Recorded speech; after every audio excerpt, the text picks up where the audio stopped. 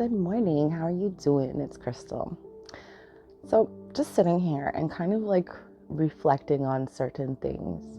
And I, over the weekend, my son had a situation one with somebody. And this other little kid really likes to just, poke fun at the things that are kind of a sore subject to my son. And so I did have a conversation with that kid about, being kind and like not judging another person. And then I was also thinking about how in fairy tales, like just thinking about fairy tales, for example, and how a lot of these in the fairy tales, like there's ego that is at play, right? There's a lot of ego that gets put into play. So if we think about, like, say, Beauty and the Beast. So the Beast was a prince before, and then there was a woman that came in, right? So sometimes God will cloak people and then bring them into your life to see how you truly are, to see how you'll behave, to see how you'll react, to see what you will do.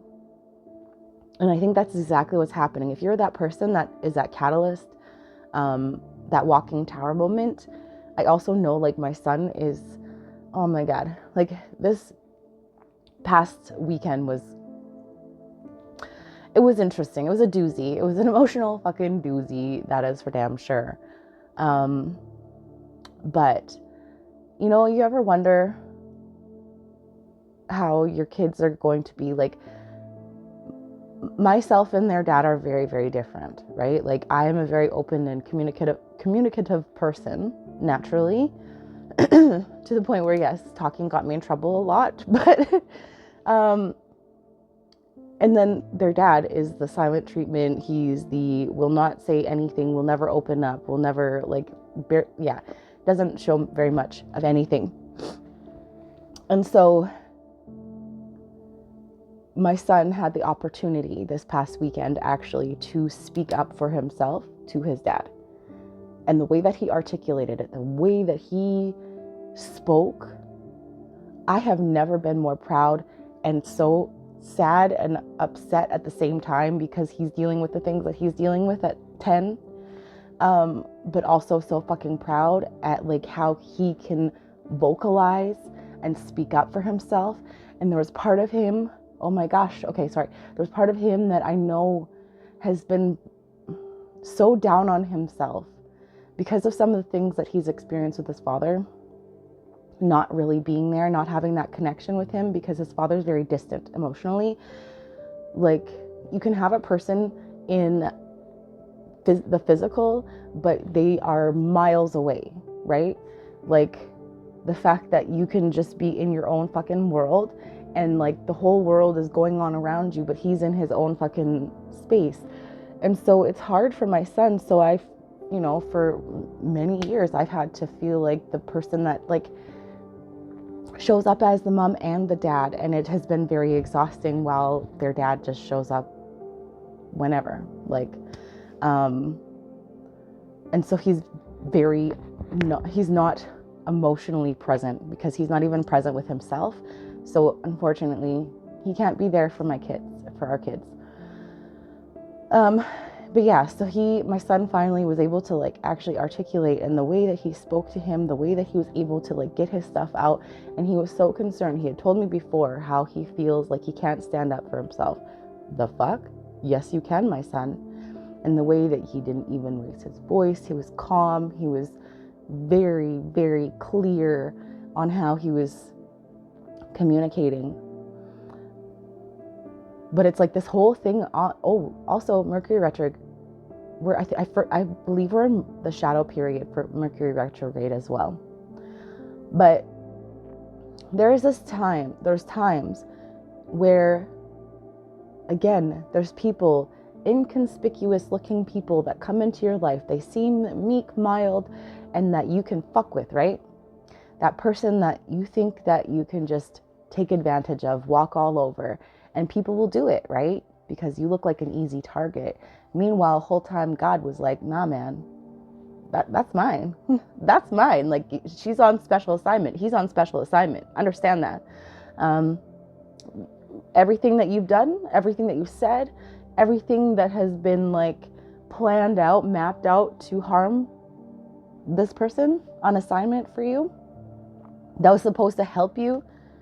Like, this was like this is your last like chance to get shit right before the tower hits.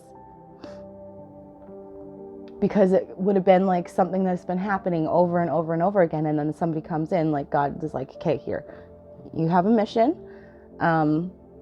That's on you, 555 on the clock. Let's figure this out.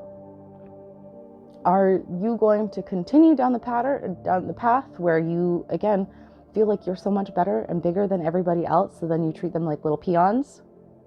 Or are you actually going to soften, open your heart, and have more compassion and empathy for other people around you, and treat people like, another human being, regardless of their circumstances? But yeah, so I was just thinking about like fairy tales, and how like it also teaches us too that there are people that can come into our lives in, like, again, they don't look like anything, they don't look like much, but they do have a big impact, right? So you may be that person that does come into other people's lives that, people underestimate you. You may not look like much. You may not look like you have much. Maybe you don't have much. But what you do have is backing by spirit, backing by source, backing by a higher power. And that supersedes anything. But yeah, going back to Beauty and the Beast, he had to find his humanity. Otherwise, he was going to be in it's like he took the form of how he was inside. His soul's form was this beast. Wasn't this handsome prince? The handsome prince was a facade, but because what was inside was gross. Beast is whatever. Beast is beast, but you know what I mean? Like, it's this call lately, because my kids and I were watching the K-pop Demon Hunters, that new movie. And there is this like twin flame dynamic that is within, where it's like they activate each other, and the masculine is so like, has been operating from his demons, has been like really consumed by the demons, by the thoughts in his head, by the things that his past mistakes, his past trauma, all that stuff he's been consumed by. He's been allowing the demons, right? Those things to drive him forward, instead of tapping back into his heart space, instead of cracking his heart open and even forgiving himself. Meanwhile, the divine feminine also is dealing with certain demons and her own battles between like, who am I really? But it's like they both have the light and the dark, and she is reminded of, like, she had to also accept herself for her dark and her light aspects, and he had to accept that he can be forgiven for the things that have happened in the past, that he doesn't need to stay chained to the demons. He doesn't have to stay chained to that, and neither does she have to stay chained to an old identity. And so like there's this whole call to really like, what form are you choosing? Because there are many people that have people coming into their lives as these assignments to decide, okay, what are you going to take? Are you taking this form? Is your true form that's coming out now? Because you've showed your hand, okay, you've showed your ass lots of times. So now like they're going to be like their demons, this beast is coming out, and it's either get stuck in that or rise up and find their